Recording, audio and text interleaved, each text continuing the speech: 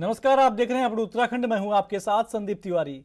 आगामी निकाय चुनाव को लेकर रात कांग्रेस और भाजपा ने प्रत्याशियों की लिस्ट जारी कर दी है।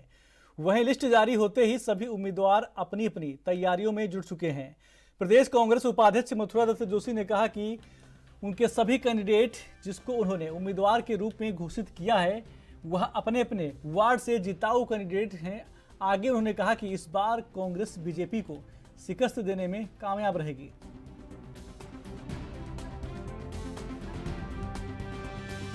आपने जारी कर दी है देहरादून के करीब 100 के 100।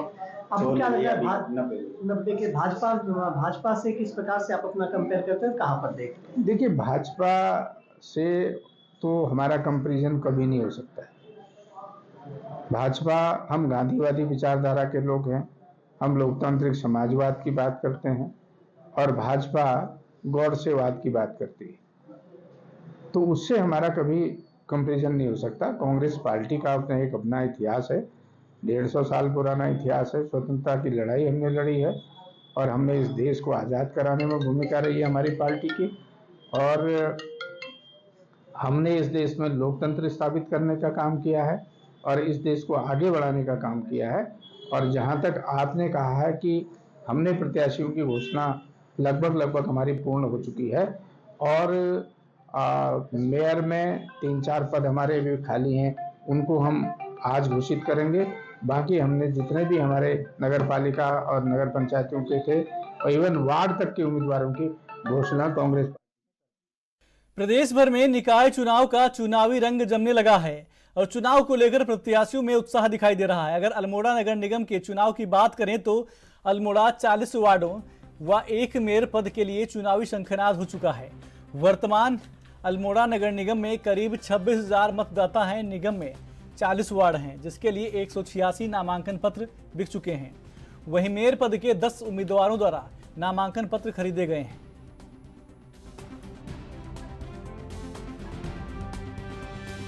देखिए, नगर निगम और नगर पंचायत दोनों के चुनाव शुरू हो चुके हैं। आज से नामांकन की भी कार्रवाई शुरू हो गई है और हम लोगों ने इसकी पूरी तैयारी कर ली है। यहाँ अरेंजमेंट किए गए हैं SLO ऑफिस में। जो हमारे सभासद हैं, पार्षद हैं, उनका जो है नामांकन किया जाएगा और ADM का जो कोर्ट है उसमें मेयर के पद का नामांकन होगा। हमारे कर्मचारियों की नियुक्ति हो चुकी है, RO जनरल सेक्रेटरी मजिस्ट्रेट, तो हम लोगों की पूरी तैयारी है शांतिपूर्ण और निष्पक्ष चुनाव। उत्तराखंड के उच्च हिमालयी क्षेत्रों में इन दिनों जमकर बर्फबारी हो रही है। प्रदेश के अलग अलग इलाकों में बर्फबारी की मनमोहक तस्वीरें सामने आ रही हैं। इसी कड़ी में उत्तराखंड के सीमांत चमोली जिले के औली से हिमवीरों का वीडियो सामने आया है जिसमें बर्फबारी के बीच ITBP के जवान ड्यूटी कर रहे हैं। इसके साथ ही दूसरी तस्वीर गढ़वाल सांसद अनिल बलूनी की है जहां वे औली में ITBP के जवानों के साथ मुलाकात कर रहे हैं। इस मुलाकात के बाद गढ़वाल सांसद अनिल बलूनी औली में आपको बता दें कि स्कीइंग करते भी नजर आए हैं। उन्होंने इसकी तस्वीरें X पर शेयर की जिन्हें केंद्रीय मंत्रियों ने भी शेयर किया है। आप सबका बहुत बहुत आभारी हूँ। बहुत बहुत आप लोगों का मैं धन्यवाद हूँ। और ITBP के पिछले 24 घंटे में जो मैं आपके जितने भी अधिकारी लोग थे उनके साथ जितना मैं समझा, कई जो हमारे जवान हैं उनसे भी बात हुई, मैं बहुत ही इम्प्रेस हूँ आपके कामकाज से। आप जिन परिस्थिति में अभी 0 डिग्री में और आगे जो हमारे आगे की जो फॉरवर्ड पोस्ट है उन पे जिस दुर्गम जगहों पर और जिस परेशानियों के बीच आप लोग काम कर रहे हैं, मैं सच कहता हूँ ये पूरा देश और इस देश का एक एक नागरिक आपका ऋणी है और आपके लिए कभी भी कुछ भी करने के लिए हम लोग तैयार हैं।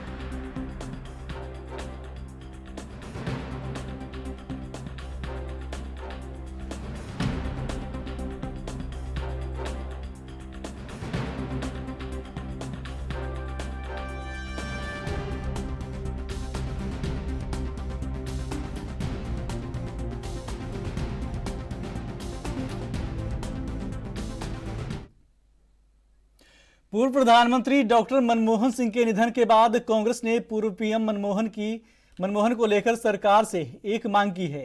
उत्तराखंड कांग्रेस के प्रवक्ता गिरिराज किशोर हिंदवार ने भी पूर्व प्रधानमंत्री डॉक्टर मनमोहन सिंह के योगदान के कारण उन्हें भारत रत्न से नवाजने की मांग की है। उन्होंने कहा कि देश मनमोहन सिंह के योगदान को हमेशा याद रखेगा। मनमोहन सिंह के कार्यकाल में देश लगातार तरक्की के पथ पर अग्रसर रहा है।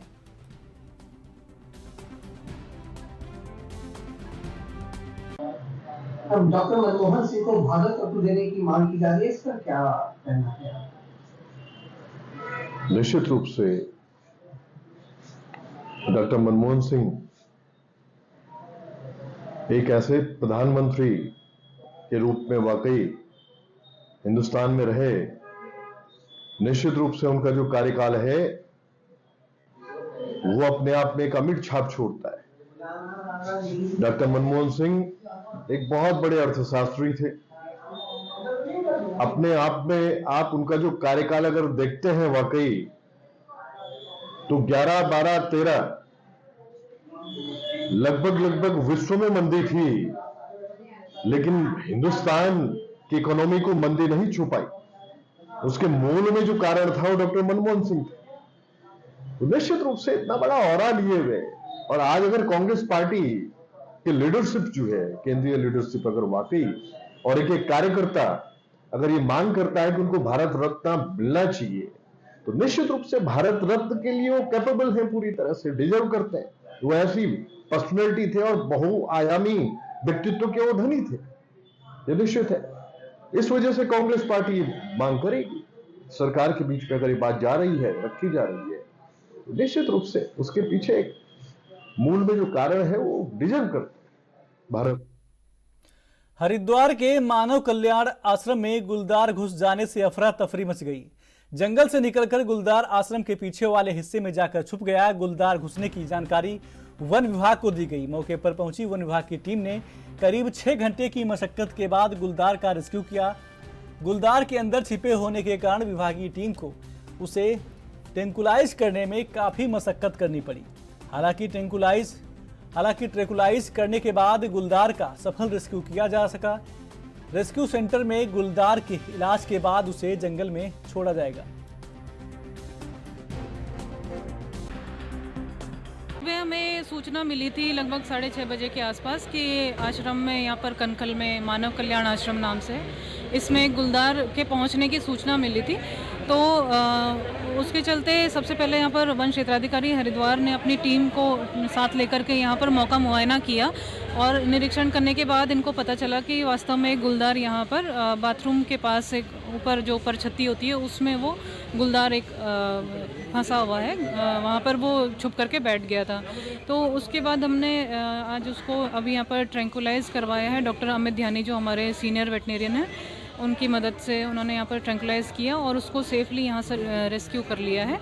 किस तरह से उम्र होगी अभी तो इसको हमने यहाँ से रेस्क्यू किया है, तो इसका परीक्षण करके ही पता चलेगा कि इसको ये चोटिल है या क्या कोई और इसमें कारण था कि यहाँ पर आ गया। और जैसे कि राजा जी टाइगर रिजर्व की सीमा यहाँ पर लगती है, हमारा फॉरेस्ट पास में ही है, तो उसकी वजह से हो सकता है कि वो जंगल से निकल के सुबह के अंधेरे में ये यहाँ पर आ। काशीपुर से कांग्रेस के मेयर प्रत्याशी संदीप सहगल एडवोकेट ने अपने हजारों समर्थकों और जनता के बीच शक्ति प्रदर्शन करते हुए नगर के मोहल्ला किला से जुलूस की शक्ल में नामांकन दाखिल करने के लिए एकत्र हुए, जहां कार्यकर्ताओं ने उनका जोरदार स्वागत किया। इतनी भारी भीड़ को देखकर लोग अपने दांतों तले उंगली दबाने को मजबूर हो गए। अपने लाव लश्कर के साथ आज ढोल नगाड़ों के बीच मोहल्ला किला से उनका काफिला मानपुर रोड स्थित राजकीय पॉलिटेक्निक में पहुंचकर नामांकन पत्र दाखिल किया है। एक सवाल के जवाब में संदीप ने कहा कि यहां पर भारतीय जनता पार्टी की उल्टी गिनती शुरू हो गई है, क्योंकि जनता जनार्दन पिछले दशकों से उनका दंश झेलती आ रही है।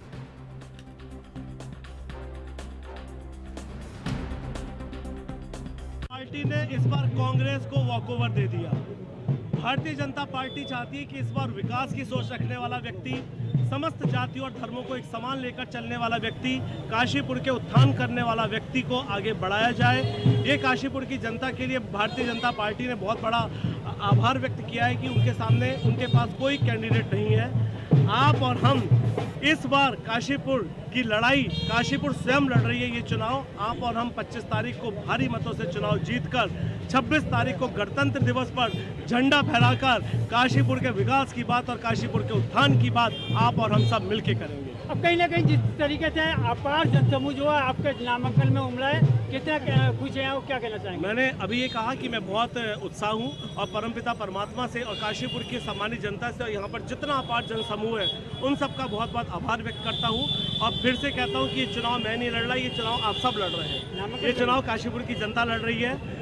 और नामांकन, जैसा कि मुझे हाईकमान ने एक जमीन से जुड़े हुए कार्यकर्ताओं को मौका दिया, ये भी मैं अपने आप को बहुत भारी सौभाग्यशाली महसूस करता हूँ कि कांग्रेस पार्टी के ऊपर जो आरोप लगते हैं कि परिवारवाद की राजनीति कांग्रेस पार्टी करती है, तो मुझको देखकर आप इस बात को पूरी तरीके से विपक्ष को जवाब दे सकते हैं कि कांग्रेस पार्टी केवल जमीन से जुड़े हुए कार्यकर्ता, निष्ठावान कार्यकर्ता को, जुझारू कार्यकर्ता को आगे बढ़ाती है। वहाँ पे कहीं परिवारवाद की कोई जगह या कोई जनता के बीच में किन मुद्दों को लेकर जाने वाले हैं सर?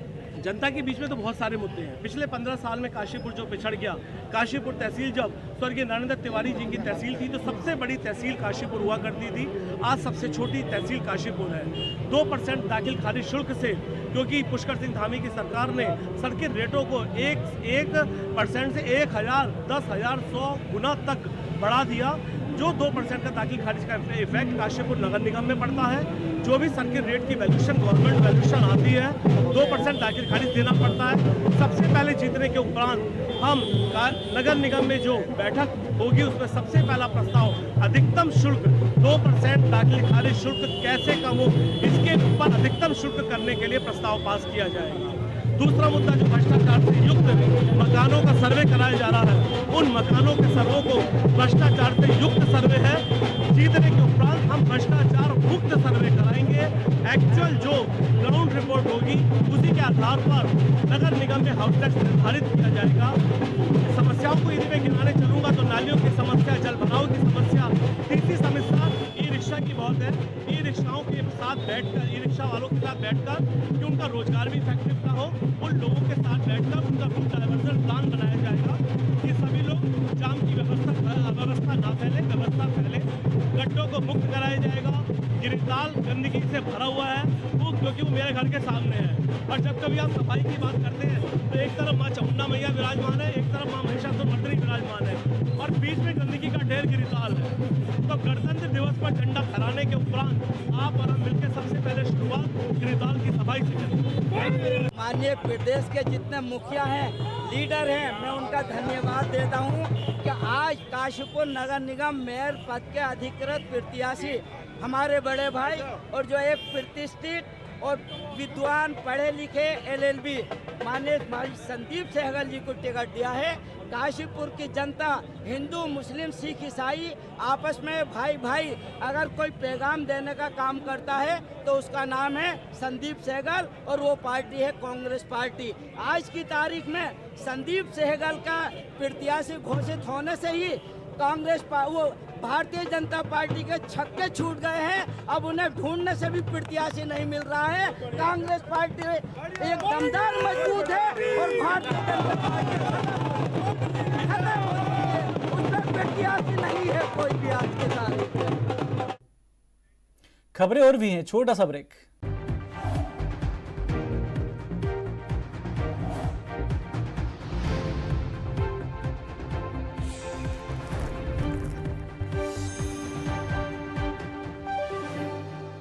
ब्रेक के बाद स्वागत है आपका। खबरों में आगे बढ़ते हैं। महाराजा सूरसैनी स्मृति दिवस के अवसर पर सैनी समाज के लोगों ने भव्य शोभा यात्रा का आयोजन किया। शोभा यात्रा काशीपुर के मोहल्ला किला से शुरू होकर लक्ष्मीपुर पट्टी स्थित सैनी सभा पर आकर समाप्त हुई। शोभा यात्रा में सैनी समाज के लोग भाग लेकर उत्साहित नजर आए, जहां पर भारत माता की जय के अलावा महाराजा सूरसैन की जयकारे के नारे लगाए गए। इस दौरान जिला अध्यक्ष गोपाल सिंह सैनी ने प्रेस वार्ता करते हुए बताया कि हम महाराजा सूरसैनी के वंशज हैं। हम पिछले 21 वर्षों से ये शोभा यात्रा निकाल रहे हैं। हम महाराजा सूरसैनी जी के वंशज हैं, उनको नमन करते हैं। हम समाज को संगठित करने, योग्य बनाने, टेक्निकल बनाने, छोटे काश्तकारों को शिक्षित करते हैं।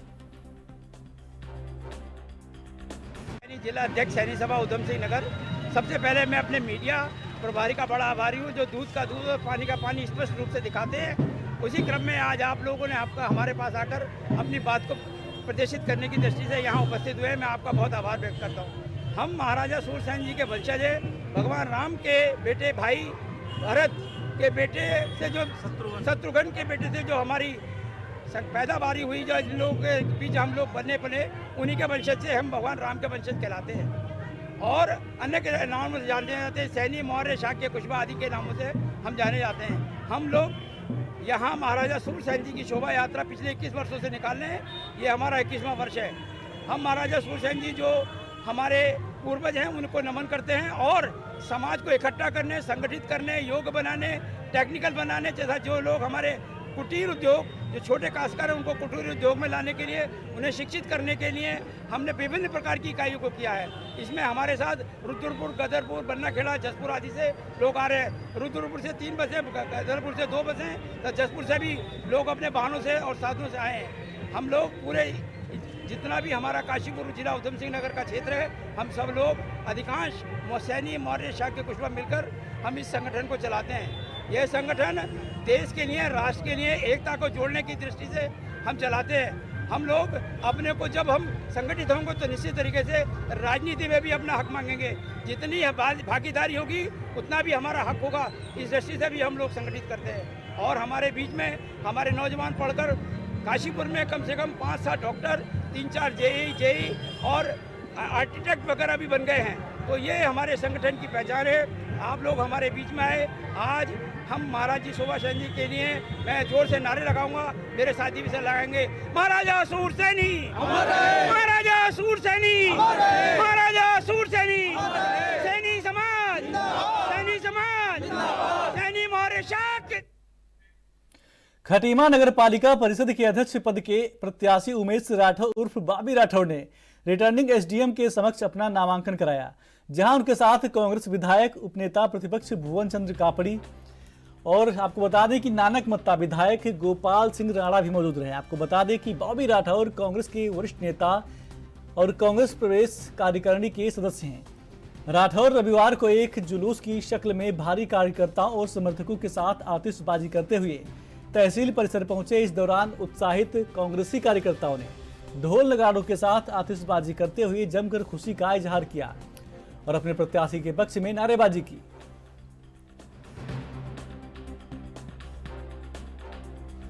सबसे पहले तो मैं कांग्रेस राष्ट्रीय नेतृत्व का और प्रदेश नेतृत्व का और खटीमा विधायक भुवन कापड़ी जी का और नानक मत्ता विधायक गोपाल सिंह राणा जी का धन्यवाद करना चाहता हूं कि उन्होंने मुझ पे एक सामान्य से सैनिक पुत्र पे भरोसा जताया और मुझे नगरपालिका का सेवा करने के लिए आज यहाँ पर प्रत्याशी के रूप में भेजा है। और खटीमा की अगर मूलभूत समस्या के बारे में अगर हम बात करें तो खटीमा में बहुत सारी समस्याएं हैं। जैसे आप देखेंगे कि खटीमा में टंचिंग ग्राउंड नहीं है काफ़ी वर्षों से, जिससे कि कूड़े की व्यवस्था जो है सुचारू रूप से नहीं चल पाती है। कभी कूड़ा डाला जाता है, कभी नहीं डाला जाता है। ठेकेदार को अगर जगह मिल जाती है तो वो कूड़ा डाल देता है, नहीं तो नहीं, कूड़ा वैसे ही लोगों के घरों में पड़ा रहता है। तो और उसके बाद अगर आप देखेंगे तो वेंडर जोन जो कि फड़ वाले जो यहाँ पर हैं उनको हमेशा प्रशासन के द्वारा हटाया जाता है, कभी इधर से उधर भगाया जाता है। वो छोटे व्यापारी बहुत ज़्यादा परेशान रहते हैं। अगर एक वेंडर जोन यहाँ पर बन जाए तो जो छोटे व्यापारियों की समस्याएं वो दूर होंगी। और बहुत सारी ऐसी समस्याएं हैं जैसे कि जब मौसम परिवर्तित होता है तो यहाँ पर नगरपालिका जो है सही तरीके से उसमें जो दवाइयों का छिड़काव है वो नहीं कराती है। सड़कों नाले की ऐसी तमाम समस्याएं हैं जो हम अगर जनता का आशीर्वाद हमें मिले, और निश्चित रूप से जनता का आशीर्वाद कांग्रेस पार्टी को मिलेगा और कांग्रेस पार्टी विजय होने के बाद ये सब जो समस्याएं हैं इनको दूर करने का काम करेंगे। चूँकि कांग्रेस नहीं, कांग्रेस में कोई उथल पुथल नहीं है। ये खाली हवाओं का बाजार है। हम सब एक हैं। सब लोग अभी आप देख रहे होंगे नामांकन में थे, सब लोग हम एक साथ मिलकर इस चुनावी जंग जो है वो लड़ने का काम कर रहे हैं और निश्चित रूप से हम जीतेंगे। राशिद भाई ने राशिद भाई ने नामांकन कराया है। वो भी हमारे भाई हैं। वो भी भाई देखो, लोकतंत्र में सबका अधिकार है, उनका भी अधिकार है, उन्होंने भी नामांकन कराया है। लेकिन ऐसा हमारे बीच में राशिद भाई के प्रति हमारे दिल में कुछ नहीं है और राशिद भाई के दिल में भी हमारे प्रति कुछ नहीं है। हम सब लोग भाई। तो क्या बहुत सहयोग है। देखिए हमारे दोनों विधायक हैं खटीमा नगर पालिका में, चाहे खटीमा विधानसभा में भुवन कापड़ी जी हो, चाहे नानकपत्ता में गोपाल सिंह राणा जी हो, तो वो हमेशा विकास कार्य करते हैं, लोगों की समस्याएं सुनते हैं। लोगों को पता है कि अगर चेयरमैन भी खटीमा में कांग्रेस का बनेगा तो 2 विधायक और 1 चेयरमैन, निश्चित रूप से खटीमा का बहुत विकास होगा, ये जनता को मालूम। खटीमा नगर पालिका परिषद के अध्यक्ष पद के प्रत्याशी आम आदमी पार्टी के नेता और भूतपूर्व सैनिक विनोद दत्त जोशी ने तहसील परिसर पहुंचकर रविवार को रिटर्निंग ऑफिसर के समक्ष अपना नामांकन दाखिल किया।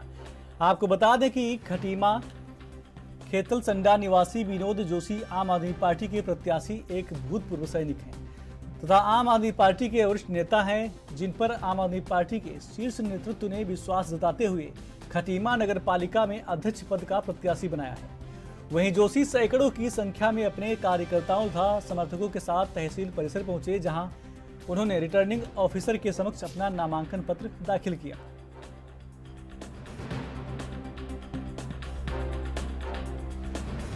कि उन्होंने एक साधारण से सैनिक को नगर पालिका में काम करने का मौका हेतु चुना है, और मैं पूरे विश्वास के साथ कहना चाहूँगा कि जिस प्रकार से आम आदमी पार्टी दिल्ली और पंजाब में काम कर रही है, उसी प्रकार से अगर ये सैनिक चुना जाता है तो मैं खटीमा की सेवा में दिन रात एक करता हूँ। विभिन्न प्रकार की समस्याएं हैं, जल निकासी की व्यवस्था नहीं है, सड़कें ठीक नहीं है, नालियों की उचित व्यवस्था नहीं है, बिजली की उचित व्यवस्था नहीं है, लाइटें ठीक नहीं है, पानी निकासी की पूरी व्यवस्था नहीं है। अभी आम जनता को घंटों इंतजार करना पड़ता है नगर पालिका में। तो ये सभी मुद्दे आम आदमी पार्टी के द्वारा 16 घोषणा पत्र जो जारी किए गए हैं उसमें रखा गया है।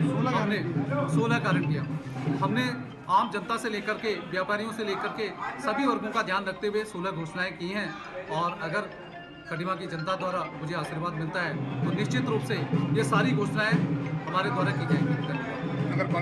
सबसे ज्वलंत मुद्दा तो यहाँ पर जल निकासी की उचित व्यवस्था नहीं है। आपने देखा अभी हाल ही में किस प्रकार से बाढ़ आई थी और सभी व्यापारियों का लाखों रुपए का नुकसान हुआ, आम जनता का लाखों रुपए का नुकसान हुआ। तो मैं आपको यकीन दिलाता हूँ, अगर आपके द्वारा चुना जाता है, आपके द्वारा आम आदमी पार्टी का नगर पालिका प्रत्याशी चुना जाता है, तो मैं निश्चित रूप से जल निकासी की उचित व्यवस्था करूंगा। उसका सारा ड्रीम मैप, क्योंकि मैं भी 12 साल से आप लोगों के बीच में हूँ, जनता के बीच में हूँ, और मैं निश्चित रूप से उस काम को पूरा करूँगा। जाम की व्यवस्था सबसे ज्वलंत मुद्दा ये भी है, और इसका सबसे बड़ा कारण जो है पूरे मार्केट से सभी वाहनों का होकर के गुजरना है, क्योंकि माननीय मुख्यमंत्री जी के द्वारा घोषणा की गई थी कि खटीमा के चारों ओर से रिंग रोड बना दिया जाएगा, जो अभी तक पूरा नहीं हुआ है। मैं माननीय मुख्यमंत्री जी से निवेदन करता हूँ कि जल्दी ही इन समस्याओं पर ध्यान देते हुए अगर ये चारों रिंग रोड का निर्माण किया जाए तो निश्चित रूप से आम जनता को इसका लाभ मिलेगा और खटीमा की मेन मार्केट में ज़्यादा रस नहीं रहेगा। देखिए, मैं एक सैनिक हूँ और चुनौती लेना मेरा अधिकार है, मेरे खून में है, तो मैं सिर्फ लड़ना जानता हूँ, और मैं निश्चित रूप से आप लोगों के आशीर्वाद से मैं विजयी होने के लिए पूरा तैयार हूँ, और अगर आप लोगों का आशीर्वाद मिलेगा तो मैं निश्चित रूप से विजयी हूँ। उत्तराखंड के बुलेटिन में मेरे साथ बस इतना ही। आप देखते रहिए ANV न्यूज। नमस्कार।